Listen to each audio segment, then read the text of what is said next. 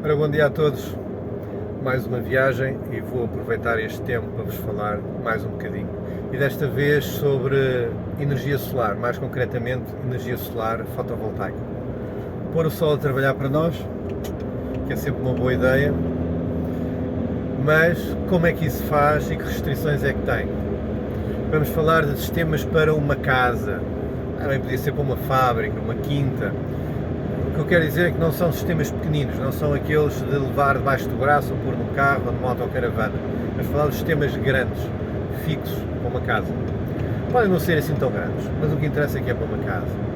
E a ideia de fazer este vídeo é porque há muita informação contraditória nos fóruns, na internet. Muitas vezes as perguntas são as mesmas, de então, mas eu não sou obrigado a comprar energia à EDP ou outro fornecedor.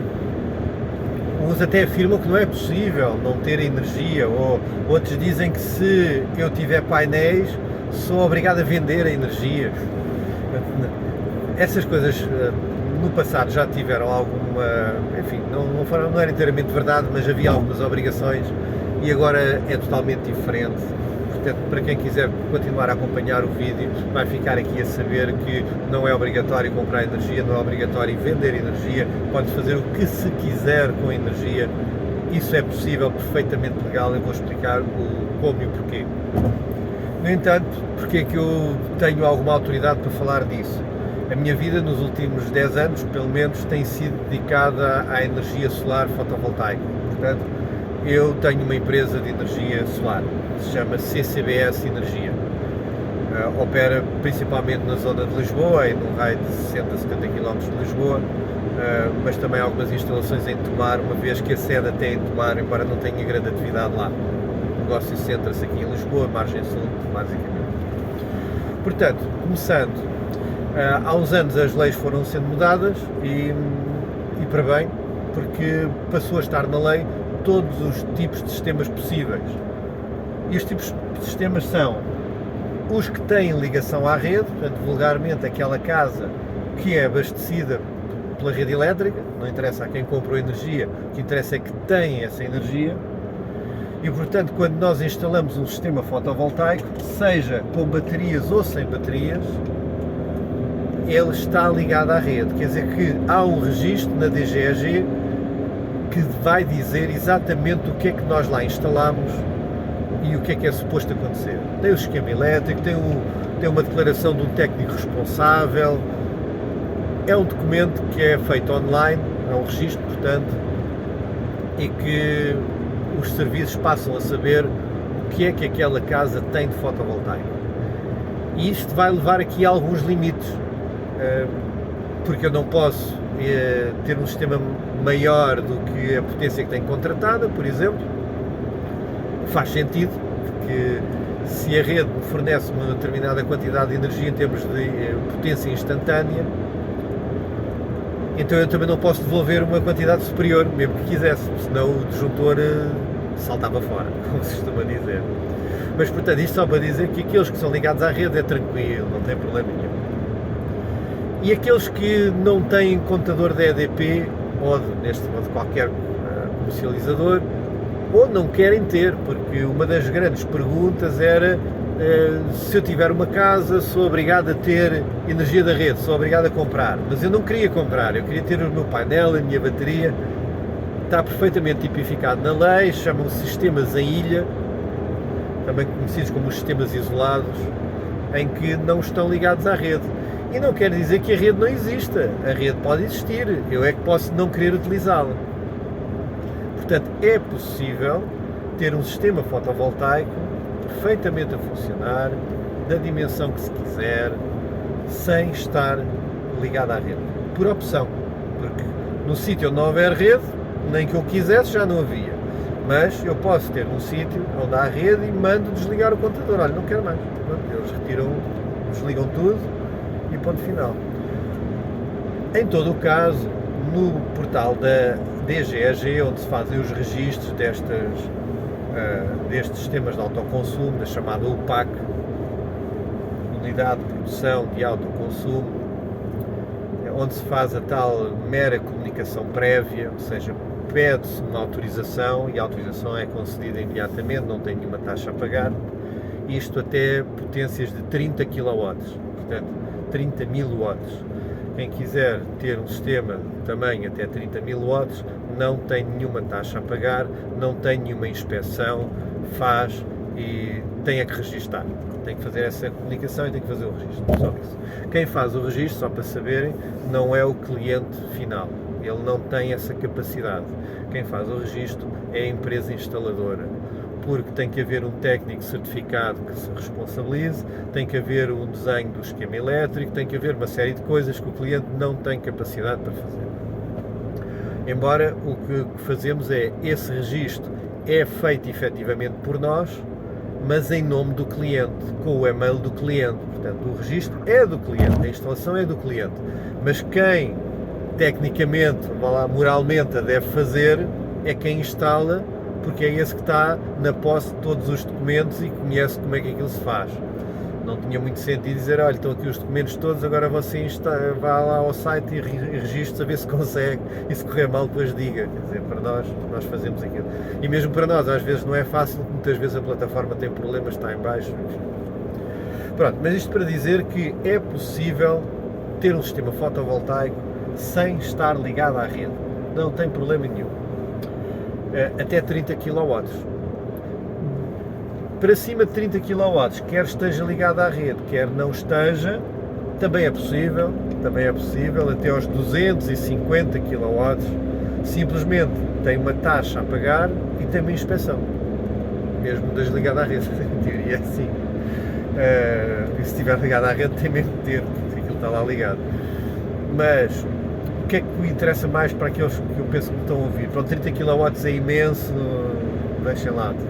Portanto, é normal uma casa ter uma instalação entre, vá lá, os 3 kW e se calhar os 10, já é um sistema muito grande. Já tem que haver assim uma razão para ter mais de 10 kW de inversor. Esta potência que vos estou a falar, isto também foi uma alteração que houve na lei, é a potência do inversor, do equipamento que produz a energia, não é a quantidade de painéis, não é a potência somada de todos os painéis. Já foi, em tempos já foi isso, era o limite de potência dos painéis, agora não é, é o inversor. Portanto, porque é que isto é importante? Não tanto por causa dos 30 kW, porque os 30 são muito, é que há um outro pormenor na lei que está lá desde há muito tempo e que é uma chatice, que é o limite dos 4 kW, 4.000 watts. Quem tiver um inversor com potência superior a 4.000 watts é obrigado, por lei, a pôr um contador de produção. Um contador de produção serve, precisamente como o nome diz, para contar a produção, não faz mais nada. Não é o contador que a pessoa já tem em casa, é o outro, tem que ser um contador certificado, há muito poucas opções e aquilo custa uma nota. Prepare-se para gastar, e agora estou a ser conservador, pelo menos 200 euros nessa brincadeira, provavelmente 300 ou mais, porque é o contador, mais um modem para telecontagem e mais um cartão de dados. O cartão de dados não é um cartão de dados destes como nós temos, é um cartão de dados diferente e convém comprar à mesma empresa que vende os contadores porque é mais barato, mas estamos a falar de pagar 30 euros por ano, por aí. Portanto, é uma coisa que, além de ter que ser comprada, instalada, tem um cartão que custa dinheiro. Se tiverem um inversor de 4.000 watts, melhor, maior do que 4.000 watts. Bom, 4.000 watts ainda é muita potência, não se assustem. Eu, geralmente, o que gosto de fazer é nas casas, estamos a falar sempre de casas, instalar o inversor precisamente de 4.000 watts.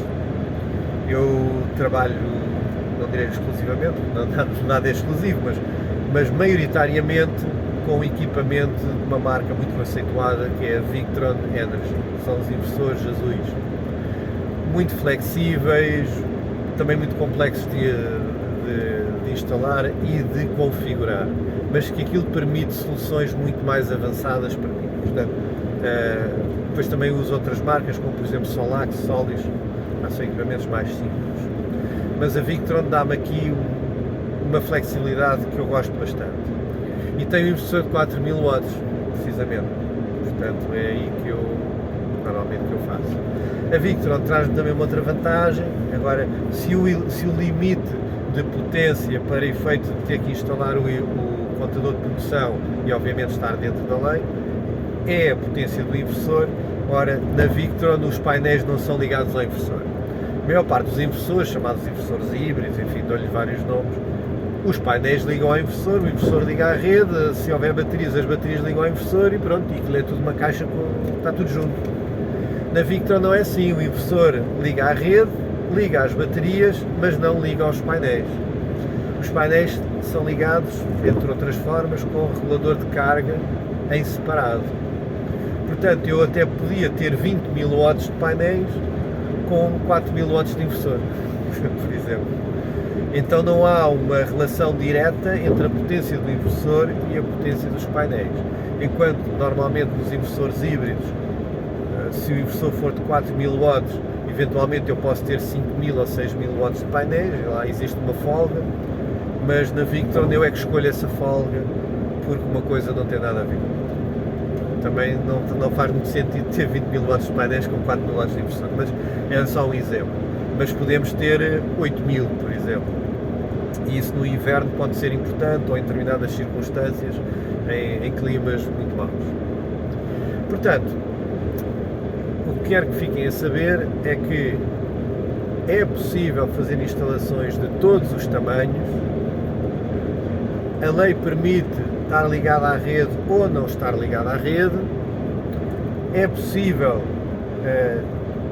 ter instalações sem nenhuma taxa a pagar, sem nenhuma complicação, até aos 4 mil watts, quer estejam ligados à rede ou não, e a partir dos 4 mil watts é preciso o contador de produção, até aos 30 mil. Portanto, como veem, hoje o fotovoltaico está bastante simplificado, não há razão para não se ter. Os painéis, nesta altura que estou a fazer este vídeo, em junho de 2024, estão a um preço bastante económico. Há a tendência que venham a subir, mas neste momento ainda está a um preço controlado e o futuro ninguém sabe, mas neste momento é uma boa opção. Às vezes existem subsídios, vou falar em Portugal, como o Fundo Ambiental, umas vezes há, outras vezes não há. O que eu digo é não se fiem nos fundos, se eles existirem melhor, mas pensem sempre como é que podem fazer a vossa vida dos próprios meios, sem estar à espera do tal Fundo Ambiental que vos vai dar algum dinheiro. Pronto, e era isto que eu vos queria transmitir. Fiquem descansados, quem quiser montar um sistema fotovoltaico pode montá-lo à vontade. Na verdade, existe ainda outro pormenor que às vezes nos esquecemos, que sistemas pequenos, até 700 watts, não carecem de registro, nem de mera comunicação prévia, quer estejam ligados à rede ou não estejam. Portanto, até 700 watts, que é um sistema pequeno, mas isto para quem disser que quer ter um sistema e não o quer registar, não quer ter nada a ver com o sistema de eletricidade, não quer obrigar a nada, bom, tem este até 700 watts. Ou então, tem sempre a hipótese, como muitas pessoas fazem, que é instalam e não registram. Pronto. Só às vezes fazem-me essa pergunta. Então, e se eu não registar, o que é que acontece? Vêm-me aqui prender? Não vêm, até porque não há nenhuma inspeção. Não quer dizer que no futuro não venha a haver, mas não há inspeções.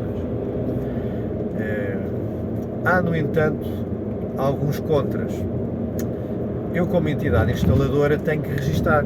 Faz parte das minhas funções elucidar o cliente, dizer que tem que se fazer e fazer-se.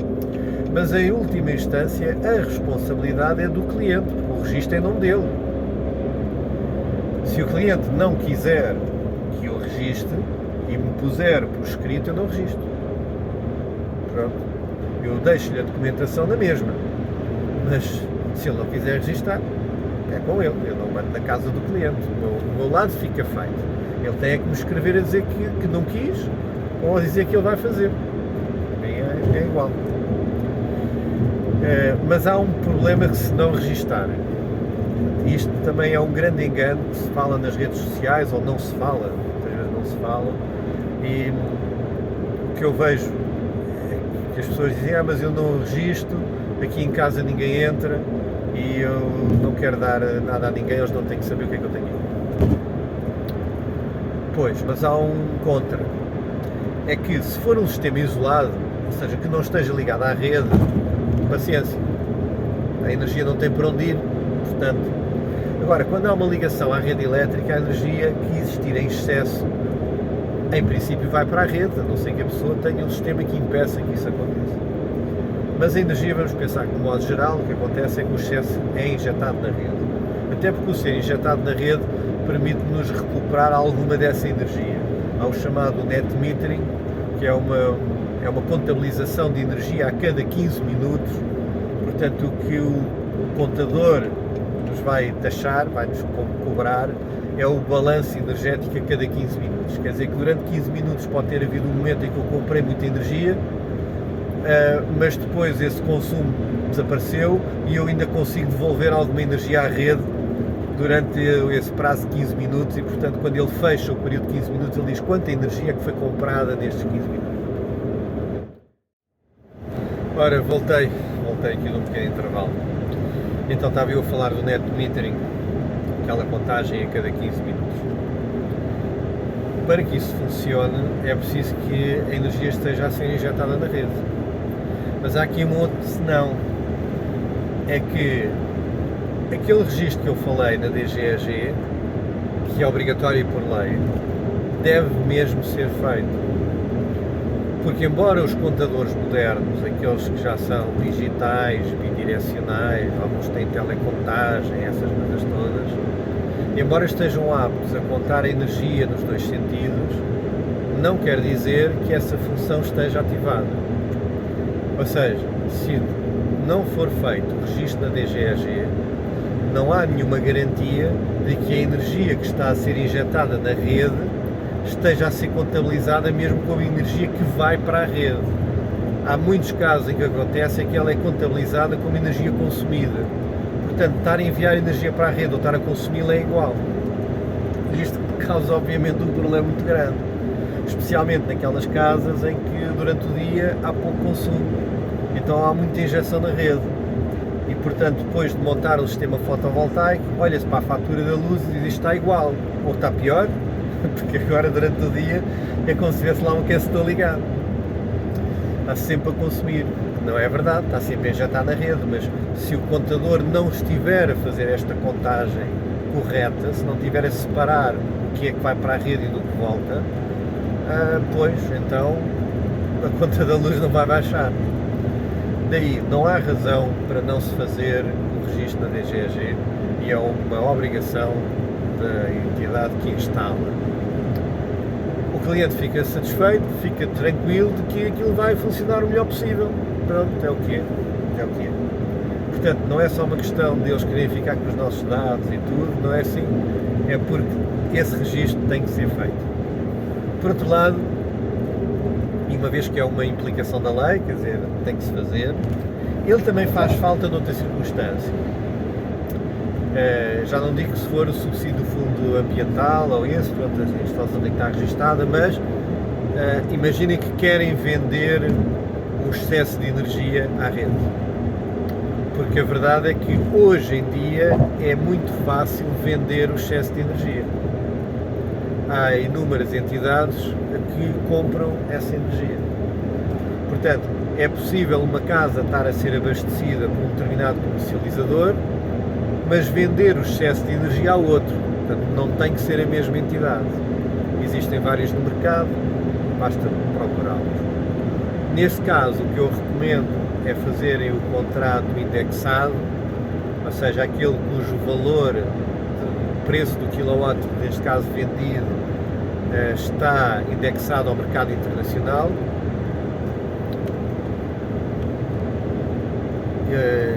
Está indexado ao mercado internacional, porque aí, quando a luz está cara, estão a vender mais caro. O que essas empresas geralmente fazem é pagam o valor do mercado internacional menos 20%, portanto para elas ganham sempre 20%, mas para quem vende, vendam a um valor substancialmente mais elevado do que seria se fosse um contrato de tarifa fixa todo o ano, que aí o valor é sempre baixo. Pronto, é claro que isto depende da flutuação desse mercado de compra e venda e há alturas em que a energia até está a custo zero, portanto aí não dá nada, mas há outras alturas em que está muito mais alto e pensando que não nos vamos livrar da crise energética, pronto, em princípio é isso que vale a pena, é o contrato indexado. Também vale a pena ver quanto excesso de energia que tem. Quem tem 4 painéis ou 6, aquilo é muito pouco relevante. Agora, para quem tiver mais painéis, quem tiver muito excesso de energia, bom, aquilo ainda são alguns euros que ajudam a pagar contas. Portanto, este é mais um motivo para o qual o registro da DGEG deve ser feito, porque senão não conseguirão fazer o contrato de venda do excedente. E pronto, era isto, acho que abordei as questões todas. Portanto, peço que partilhem este vídeo e sempre que apanharem em alguma rede social ou algum fórum ou algum blog alguém a dizer que não pode, que não deve, que é horrível, tem aqui este vídeo para poder partilhar. E eu faço agora aqui um resumo muito rápido, que é: sistemas até 700 watts não carecem nem de pagamento de taxas, nem sequer de nenhum tipo de registro. Depois, os sistemas até aos 4000 watts carecem do registro na DGEG, mas não têm pagamento de taxa, nem têm o contador de produção. Portanto, até aos 4000 watts é tranquilo, é sempre a abrir, como se costuma dizer. Dos 4000 aos 30.000 watts tem o registro na DGEG, não tem taxa a pagar, mas é obrigatório o contador de produção. E dos 30.000 watts aos 250.000 watts há um registro obrigatório com taxa, que tem que ser paga, aliás é um somatório de várias taxas, e tem uma inspeção obrigatória. Isto tanto faz estar ligado à rede como não estar ligado à rede, é exatamente a mesma coisa. Portanto, espero que tenha elucidado, que leve a desmistificar muitos fantasmas que por aí andam. A energia solar não é um bicho de 7 cabeças, é perfeitamente possível, simples e muito eficiente em Portugal, uma vez que nós temos bastante sol. Quem dera aos alemães, por exemplo, ter tanto sol como nós, e no entanto eles têm mais painéis solares. Pronto, foi o Mike 05, espero ter ajudado mais uma vez e vou continuar a seguir viagem. Bons painéis e ponham um sol a trabalhar para vocês. Estão à espera de quê? Muito obrigado.